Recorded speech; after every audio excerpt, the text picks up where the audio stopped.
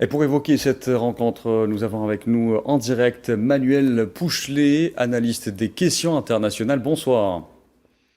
Bonsoir monsieur et merci pour votre invitation. C'est nous qui vous remercions. Alors Manuel Pouchelet, une rencontre Poutine-Trump annoncée pour la semaine prochaine. Cela semblait invraisemblable il y a quelques jours, surtout après l'ultimatum lancé par Donald Trump. Ensuite, il y a eu Steve Witkoff hier à Moscou. Comment expliquer cette position américaine qui a littéralement changé en l'espace de 24 heures?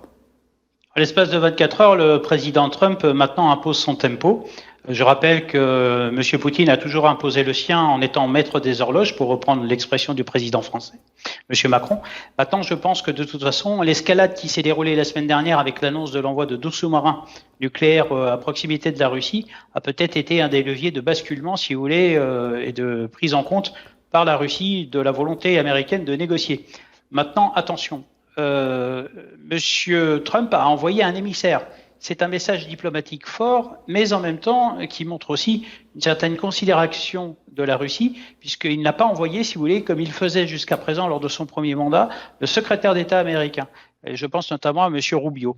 Maintenant, ce qui est encourageant, c'est que des négociations, bien sûr, vont pouvoir se déclencher. Notamment, on a annoncé l'accueil de ces négociations possibles aux Émirats arabes unis, dans un territoire neutre où, si vous voulez, M. Poutine peut se sentir aussi en sécurité, puisque, je vous le rappelle, il fait toujours il est toujours sous le couvert, on va dire, d'un mandat d'arrestation.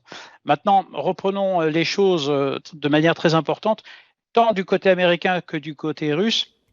Les deux présidents, si vous voulez, sont confrontés à des mouvements de contestation. La politique MAGA côté américaine peine à se réaliser, notamment sur l'international. Rappelez-vous, Donald Trump qui avait déclaré régler ce conflit en 2 semaines. Et du côté aussi russe, M. Poutine est aussi Très de bien. son côté, mais ça on le sait moins, en difficulté, puisqu'il est sous pression avec une obligation de résultat sur ce dossier ukrainien.